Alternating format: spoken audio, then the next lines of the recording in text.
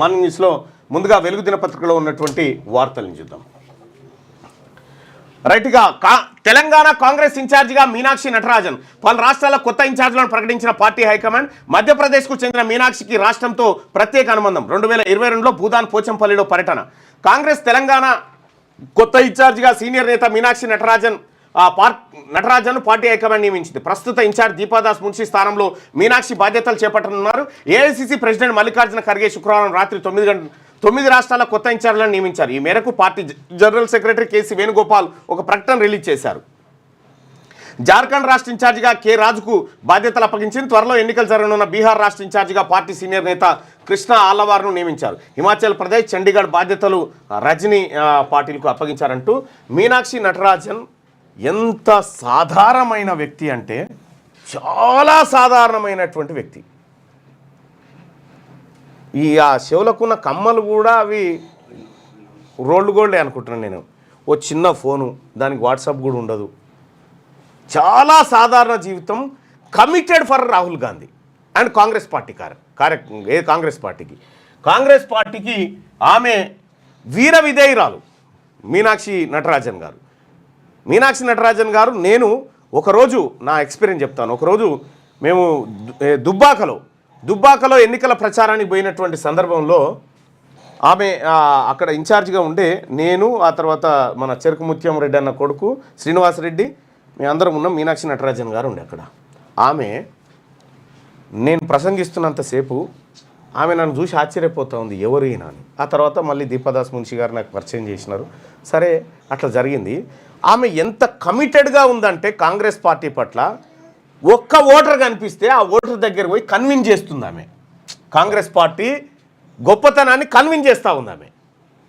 So ఆ రకంగా మీనాక్షి నటరాజన్ గారు కమిటెడ్ లీడర్, కమిటెడ్ ఎన్ఎస్యుఐ ప్రెసిడెంట్గా, జాతీయ ప్రెసిడెంట్గా ఉండే ఆమె 2002 ఆ టైంలో. అప్పటి నుంచి కాంగ్రెస్ పార్టీకి లాయల్గా ఉంటూ వస్తూ ఉంది. ఆమెని ఇప్పుడు తెలంగాణ కాంగ్రెస్ పార్టీ ఇన్ఛార్జిగా కాంగ్రెస్ పార్టీ నియమించింది. అలాగే దీపాదాస్ మున్షి గారికి తెలంగాణ రాష్ట్రంలో పూర్తిస్థాయి బాధ్యతలు లేకుండే. ఆమె ఒరిజినల్గా కేరళకి ఇన్ఛార్జ్ అయితే అదనపు బాధ్యతల కింద తెలంగాణ అప్పచెప్పారు. ఇప్పుడు తెలంగాణకు ఫుల్ ఫ్లెడ్జ్డ్ జనరల్ సెక్రటరీ ఇన్ఛార్జిని తీసుకొచ్చారు కాబట్టి దీపాదాస్ మున్షి గారు కేరళకు ఇప్పుడు పూర్తిస్థాయి ఎందుకంటే కేరళలో త్వరలో ఎన్నికలు ఉంటాయి కాబట్టి అక్కడ పార్టీ బలోపేతం కోసం దీపాదాస్ మున్షి గారిని ఫుల్ టైం అక్కడ కేటాయించినట్టుగా తెలుస్తూ ఉంది. ఏంది బిడ్డ చేరు పడుతుందా? పడదు. ఉన్నాడు ప్రవీణ్, ఉన్నాడు.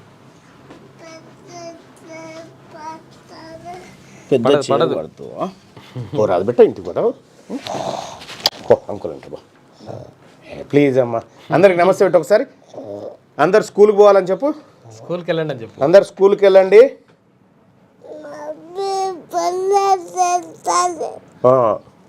ఓకే, బాయ్ బిట్ట. Right, bye Chitti.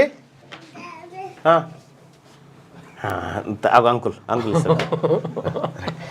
రైట్గా ఇట్లా 9 రాష్ట్రాలకు సంబంధించినటువంటి రజనీ పాటిల్ని హిమాచల్ ప్రదేశ్, చండీగఢ్కు, అలాగే బీకే హరిప్రసాద్ను హర్యానాకు, ఇక శ్రీ హరి చౌదరి మధ్యప్రదేశ్కు, శ్రీ గిరి చౌదన్కర్ తమిళనాడు అండ్ పుదుచ్చేరి, శ్రీ అజయ్ కుమార్ లాలు ఒడిశా, కొప్పుల రాజు జార్ఖండ్, అలాగే మీనాక్షి నటరాజన్ తెలంగాణ, శ్రీ సప్తగిరి శంకర్ ఉలాకా మణిపూర్, త్రిపుర, సిక్కిం, నాగాలాండ్, ఇక అలాగే శ్రీకృష్ణ అలవారు బీహార్ కేసరి, అలాగే శ్రీ భూపేష్ బఘేల్ ఎవరైతే ఉన్నారో ఛత్తీస్గఢ్ మాజీ ముఖ్యమంత్రి, ఆయనను పంజాబ్కు, అలాగే సయ్యద్ నజీర్ హుస్సేన్ను జమ్మూ అండ్ కాశ్మీర్ అండ్ లడాఖ్కు ఆయన నియమించడం జరిగింది. The party appreciate the contribution of the following out going general secretaries.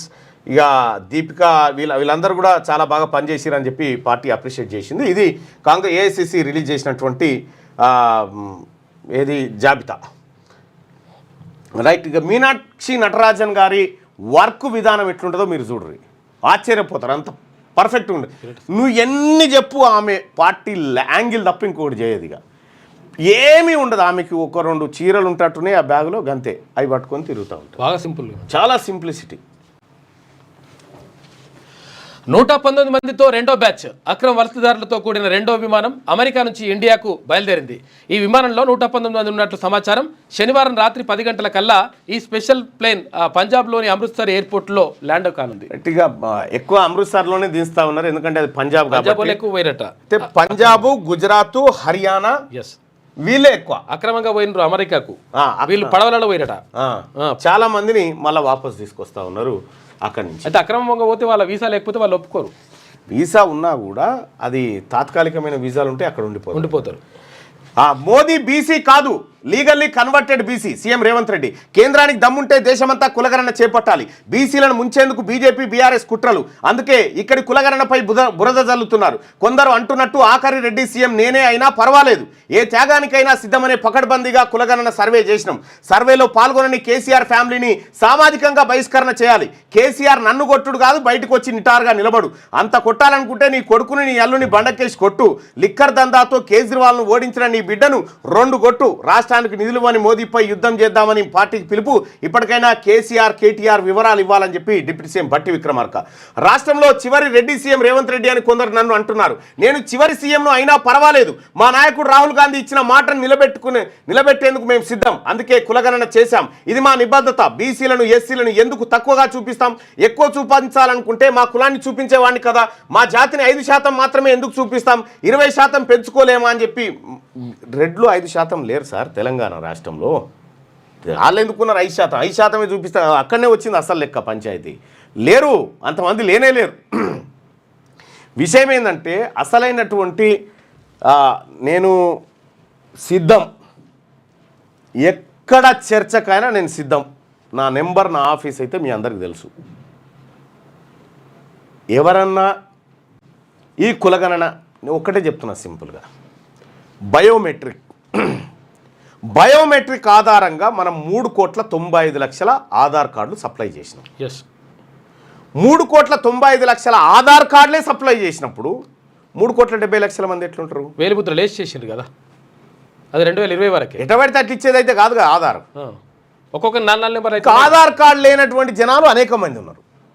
2020 వరకే. ఇప్పుడు అది విషయం ఏంటంటే బీసీలకు సంబంధించినటువంటి లెక్క తగ్గింది. అయినప్పటికీ కాంగ్రెస్ పార్టీ ఇచ్చినటువంటి 42% రిజర్వేషన్ ఏదైతే ఉందో ఆ మాట కట్టుబడుతూ మీరు ముందుకెళ్తున్నారు. కాబట్టి బీసీ సమాజం అంతా ఇలా అంతో ఇంతో ఆశగా చూస్తూ ఉంది. ఇది సత్యం. రైట్.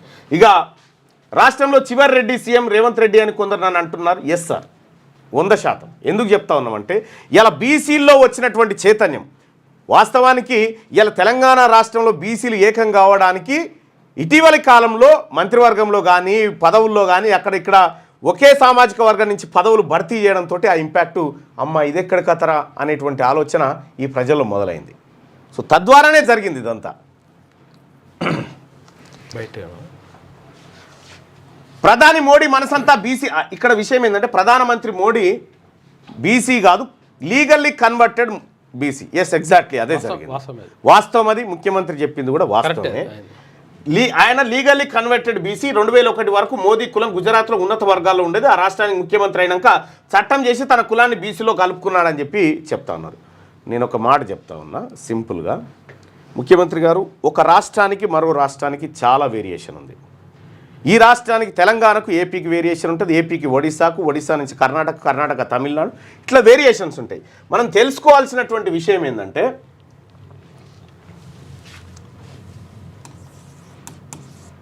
తెలంగాణ, కర్ణాటక, మహారాష్ట్ర, రాజస్థాన్. ఇప్పుడు తెలంగాణ రాష్ట్రంలో ఉన్నటువంటి రెడ్లు తెలంగాణలో ఓసీ, కర్ణాటకలో బీసీ, ఇక్కడ అక్కడ వదిలేరు. ఈయనే తెలంగాణలో ఉన్నటువంటి రెడ్లు కర్ణాటకలో బీసీలు. ఇంకో విషయం ఏంటంటే లంబాడా సామాజిక వర్గం. ఇలా సేవాలాల్ జయంతి, సేవాలాల్ మహారాజ్కి ఆయన ఆయన ఆయన చాలా గొప్ప వ్యక్తి. ఆయన ఆ జాతి గురించి చేసినటువంటి అలుపెరగని పోరాటం ఇలా జాతులను తలెత్తుకునే విధంగా చేస్తుంది. ఇక ఆయన జయంతి నివాళులు శుభాకాంక్షలు అందరికీ. లంబాడా సామాజిక వర్గం ఉంది. తెలంగాణ రాష్ట్రంలో వీళ్ళు ఎస్టీ, మహారాష్ట్రలో బీసీ, అవును, రాజస్థాన్లో ఓసీ. వాళ్ళు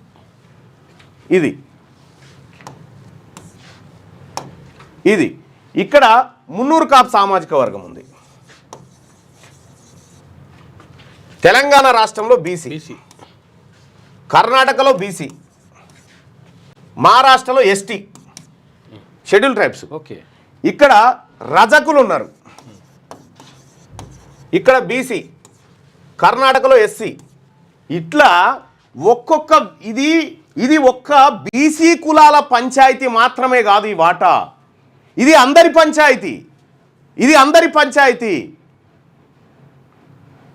ఇవాళ తెలంగాణ రాష్ట్రంలో బీసీల పరిస్థితి ఎట్లయితే ఆందోళనకరంగా ఉందో అటు కర్ణాటకలో కూడా రెడ్ల పరిస్థితి గదే ఉంది. అక్కడ ఉన్నటువంటి అప్పర్ క్యాస్ట్ తోటి ఆ బాధ వాళ్ళు అనుభవిస్తారు, ఇక్కడతో ఈ బాధ మేము అనుభవిస్తూ ఉన్నాం అనేది బీసీల లెక్క.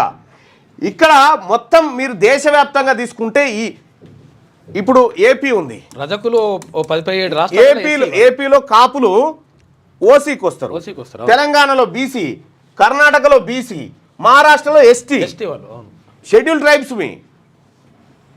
సో ఇట్లా రకరకాలైనటువంటి వేరియేషన్స్ ఉన్నాయి. సో గుజరాత్లో కూడా నరేంద్ర మోడీ గారి సామాజిక వర్గం గతంలో ఓసీ సామాజిక వర్గం ఉండే, దాన్ని మార్చిరు. అట్లాగే తెలంగాణ రాష్ట్రంలో కూడా చాలా సామాజిక వర్గాలను మధ్యలో మార్చిరు. ఇట్లా ఆయా ఆర్థిక పరిస్థితులు, ఆ సామాజిక పరిస్థితుల ఆధారంగా మార్చుకుంటూ వచ్చారు. ఇవాళ మనం చెప్తున్నటువంటిది కేవలం ఇది బీసీ పంచాయతీగా చూపెట్టడం కాదు, ఇది ఈ దేశంలో ఉన్నటువంటి అందరి పంచాయతీ. అందుకే రాహుల్ గాంధీ గారు చెప్తున్నటువంటి మాట చాలా క్లియర్గా ఉంది. ఆయన ఒక్క ప్రాంతాన్ని ఆలోచించి చెప్పట్లేదు, ఈ దేశాన్ని ఆలోచించి చెప్తా ఉన్నాడు. కులగణన చేయాలనేటువంటి మాట అందుకే చెప్తా ఉన్నాడు. వాటా వాళ్ళకి దక్కాలని అందుకే చెప్తా ఉన్నాడు. సో ఈ రకంగా ఉంటుంది. అయితే ఇక మోదీ కులం గుజరాత్లో ఉన్నత వర్గాల్లో ఉండేది, ఆ రాష్ట్రానికి ముఖ్యమంత్రి అయినాక చట్టం చేసి తన కులాన్ని బీసీలో కలుపుకున్నాడు. ఇప్పుడు ఆయన సర్టిఫికేట్ బీసీగా ఉండొచ్చు, కానీ మనస్తత్వం మాత్రం బీసీల వ్యతిరేక మనస్తత్వం అని వ్యాఖ్యానించారు. నిజంగా మోదీ బీసీ ప్రధానమంత్రి అయితే 2021లో జనాభా లెక్కలు ఎందుకు చేయలేదని, బీసీ కులాల లెక్కలు ఎందుకు తేల్చలేదని ప్రశ్నించారు.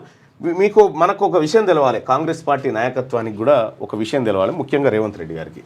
2011లో జరిగినటువంటి జనాభా లెక్కలలో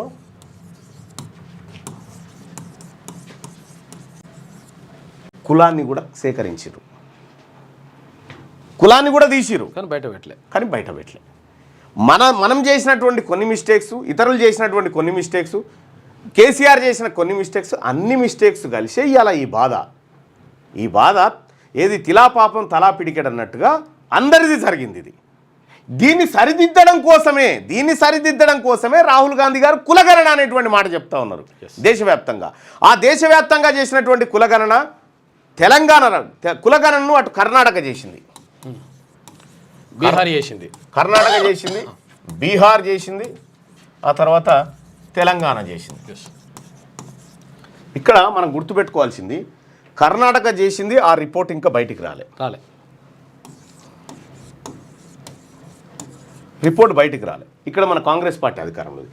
బీహార్లో నితీష్ కుమార్ గవర్నమెంట్ చేసి 62% బీసీలు ఉన్నట్టుగా తేల్చేసి 63% బీసీలు ఉన్నట్టు తేల్చేసింది. ఇక్కడ తెలంగాణ రాష్ట్రంలో 46% అని బీసీలు అని చెప్పి మనం చెప్తా ఉన్నాం.